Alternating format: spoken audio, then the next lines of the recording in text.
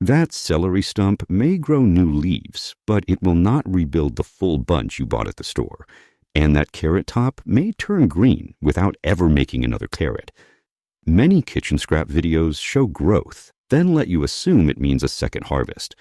Today, we are going to use a stricter test. For every scrap, we will ask 3 questions. What edible part can it actually produce? How long will that take? And is the result worth the water, soil, light, and counter space? Some pass that test. Some give a small bonus. Others belong in the experiment category, not the food category. Stay with me, because one of the most impressive looking scraps is also one of the easiest ways to fool yourself. Near the end, I will give you a simple 5-step kitchen test that works on almost any vegetable. You are watching Jack Knows How.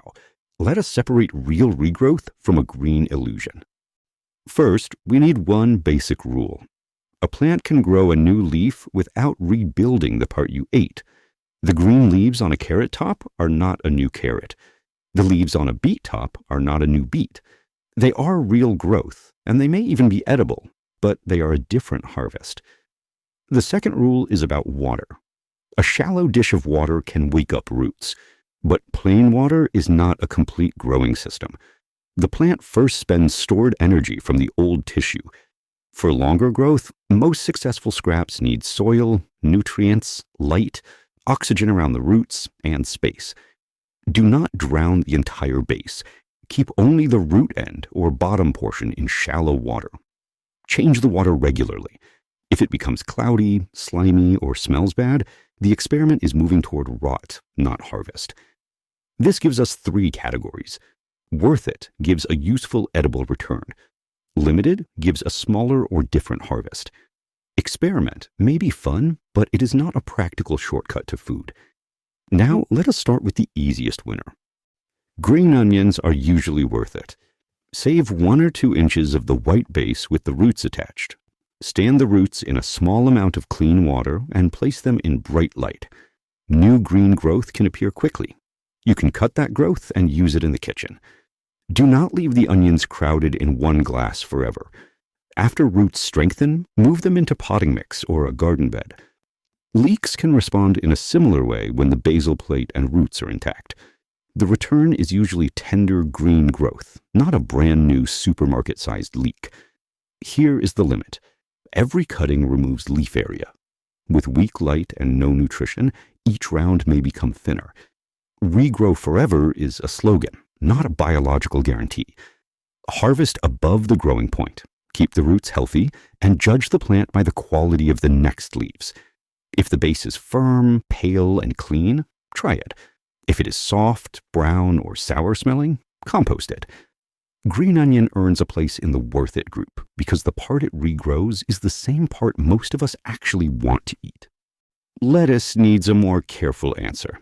If you buy living lettuce with roots still attached, you are not really resurrecting a dead scrap. You are continuing to grow a small living plant. That is one of the best versions of this idea. Remove outside leaves without damaging the center. Separate crowded plants, place the roots into moist potting mix, and protect them from intense heat while they adjust. A cut romaine base without roots may also push small leaves from the center. That is real and useful, but do not expect the same dense head you carried home. Think baby leaves, not a free replacement head. Celery is similar. A healthy base can produce leaves and small stalks. Start it in shallow water, then transfer it to soil after roots develop. It may flavor soup without becoming a thick commercial bunch. Lemongrass is often more satisfying. A firm stalk with the lower base intact can form roots in water and continue in a pot. Give it warmth, strong light, and room for new shoots. So living lettuce and lemongrass can be worth it. Cut lettuce and celery belong in the limited return group, unless conditions are excellent. Now for the most common visual trick, root vegetables. Place the top of a carrot in water and green leaves may appear. Fine roots may also grow from the old tissue. But the long orange taproot was already formed, harvested, and cut. The top does not manufacture a second full carrot beneath it. That does not make the experiment useless. Carrot greens can be harvested in small amounts, and a planted top may eventually flower. Those flowers can attract beneficial insects. Just call the result what it is: leaves or flowers, not another carrot. A beet top can also push edible leaves. For many cooks, beet greens are more useful than carrot greens. But the old beet will not rebuild the round storage root that was removed. The same applies to turnips and radishes. Leaves may return. The original storage root does not reset like a printer cartridge. This is where our three-category system prevents disappointment. If you enjoy the greens, the experiment can be worth a small dish of water. If your goal is another large root, start from seed instead. Visible leaves prove that living tissue remains. They do not prove that the plant is rebuilding the parts shown in a viral thumbnail.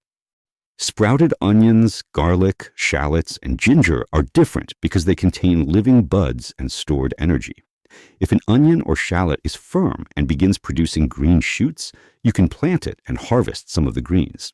A garlic clove can also produce edible green growth. Place the root end downward and the pointed end upward.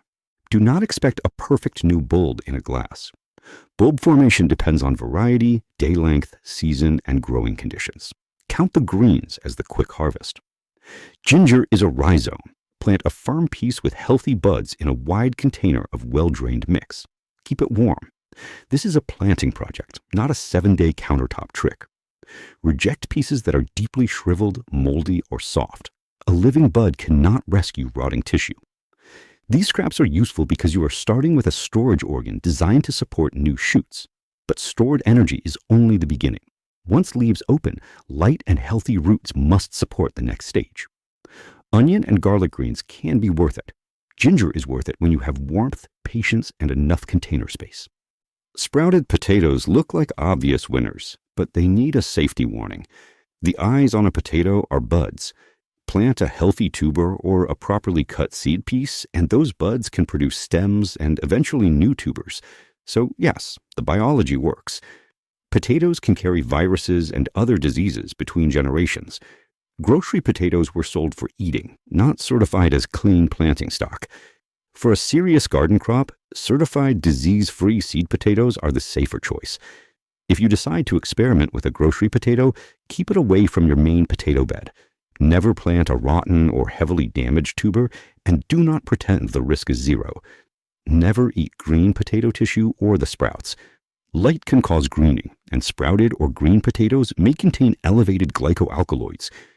Each planting piece needs a healthy eye, loose soil, drainage, sun, and enough depth for hilling. Potato earns a conditional rating. Botanically productive, but not always wise as a random kitchen scrap shortcut. The next group produces the most dramatic videos and the least immediate food. An avocado pit can split, root, and become an attractive plant. Citrus seeds can sprout.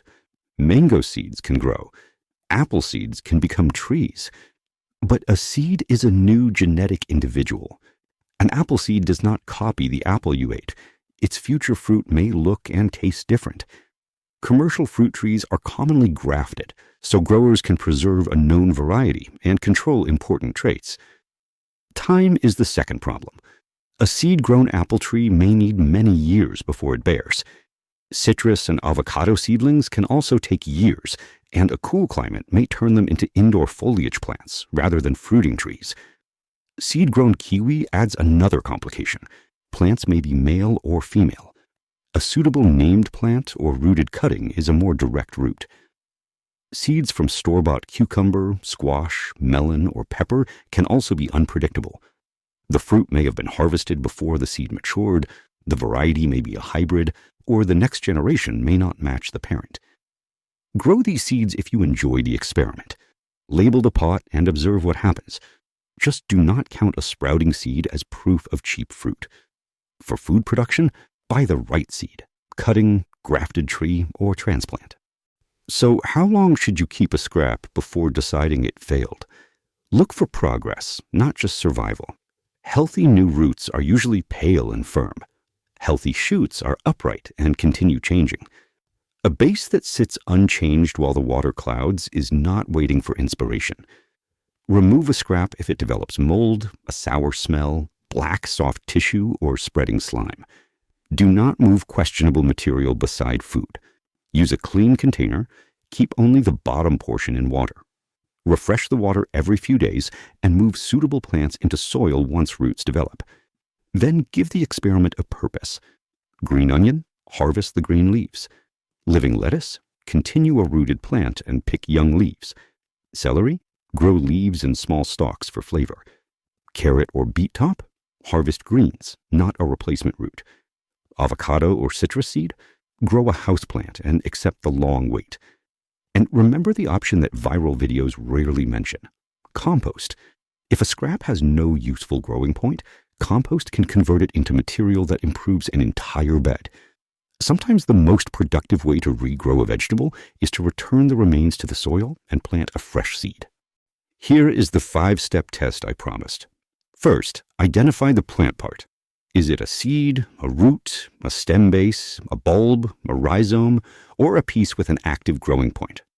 Second, name the realistic harvest: leaves, stems, roots, fruit, or simply an interesting houseplant.